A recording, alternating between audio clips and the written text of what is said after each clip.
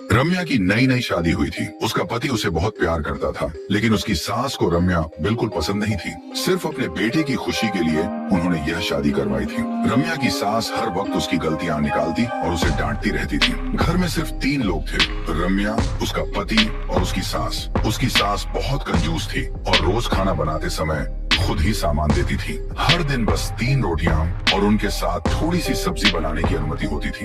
एक दिन खाना बनाते वक्त रम्या को बहुत तेज भूख लगी। उसने सोचा, मैं अपनी एक रोटी खा लेती हूँ। उसने एक रोटी खा ली, लेकिन भूख शांत नहीं हुई। फिर उसने सोचा, मैं अपने पति की एक रोटी खा लेती हूँ और बाद में उसे बता दूंगी, लेकिन फिर भी उसकी भूख शांत नहीं हुई, तो उसने तीसरी रोटी भी खा ली। थोड़ी देर बाद जब सास और पति खाने बैठे तो उन्होंने देखा कि खाने के लिए कुछ भी नहीं था। सास ने गुस्से में पूछा, रोटियां कहाँ गईं?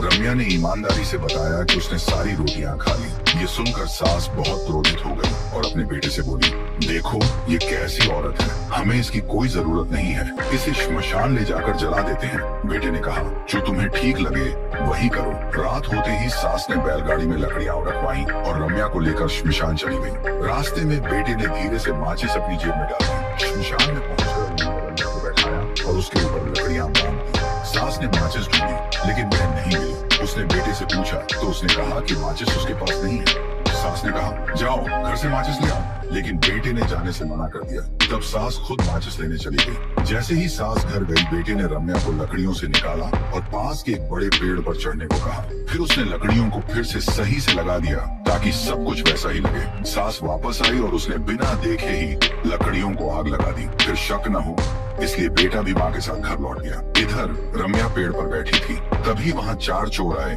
जो चोरी किए हुए सोने के साथ उसी पेड़ के नीचे बैठ गए। रम्या उन्हें देखकर डर गई और जोर से चिल्लाई। उसकी आवाज सुनकर चोरों को लगा कि कोई भूत है, तो वे डर कर अपना सारा सोना वहीं छोड़कर भाग गए। जब चोर चले गए तो रम्या पेड़ से उतरी और सारा सोना समेट कर घर आ गई। जब उसने दरवाजा खटखटाया तो उसकी सास डर गई कि कहीं उसकी आत्मा तो नहीं आ गई। रम्या बोली, अम्मा मैं मरी नहीं हूँ, दरवाजा खोलो, मैं बहुत सारा सोना लाई हूँ, इससे पहले कि कोई देखे, जल्दी दरवाजा खोलो। सास ने डरते डरते दरवाजा खोला और रम्या अंदर आ गई। इतने सारे सोने को देखकर सास ने पूछा, तू तो मर गई थी, ये सोना कहाँ से आया? रम्या बोली, अम्मा मैं ऊपर एक और दुनिया में गई थी, वहाँ हमारे पूर्वज हैं जिनके पास इससे लाख गुना ज्यादा सोना है, लेकिन उन्हें इसकी कोई जरूरत नहीं, इसलिए उन्होंने मुझे यह सोना देकर कहा कि इसे ले जाकर खुशी से रहो। ये सुनकर लालची सास बोली, तो मैं भी वहाँ जाकर और सोना ले आती हूँ, मैं तुमसे ज्यादा ताकतवर हूँ। रम्या ने कहा, अम्मा अभी तो बहुत सोना है, पहले इसे खत्म कर लें फिर और ले आएंगे।